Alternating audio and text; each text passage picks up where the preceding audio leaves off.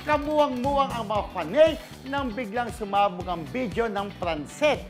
Isang simple pero solid na supernatural challenge na umani ng pakilig online. Una sa frame si Francine Diaz na parang aparisyon sa ganda, lutang sa iluminasyon, presko at nagliliwanag kahit walang filter. Sumunod naman si Seth Pedilin na napanggap na hinimatay. Sabi ng mga panay, di na raw yun acting, tunay na nahulog sa ganda ni Chin.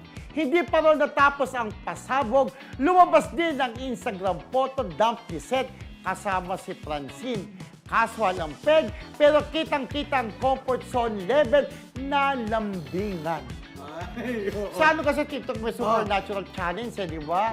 Yung parang unang lumabas si Francine, ang ganda-ganda, parang aparisyon, parang virgin sa langit na bumaba. Tapos nung lumabas din naman si Francine, ay, hinimatay si Seth Pedilin.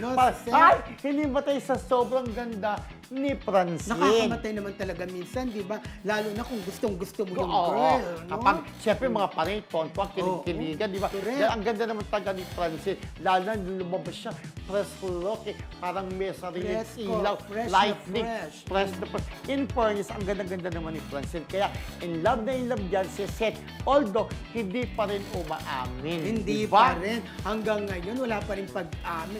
Pero alam mo, nakita ko yung video ha. Sana si Seth Pedilin, iba yung hairstyle niya, pares no? tayo. No, parang...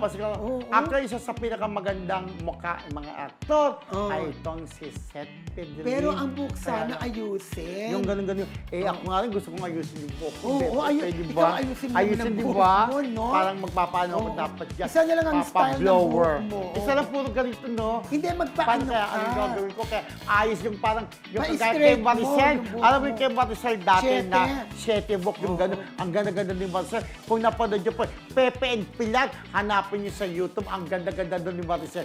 Pepe and Pilar, Pepe and Pilar. So, ikaw magpapasyete ka na ng buhok. Magpapasyete ako ng buhok, gano'n. Tsaka, nauso din yung shaggy na buhok ni Maricel. Yes. Kung naalala mo, di ba?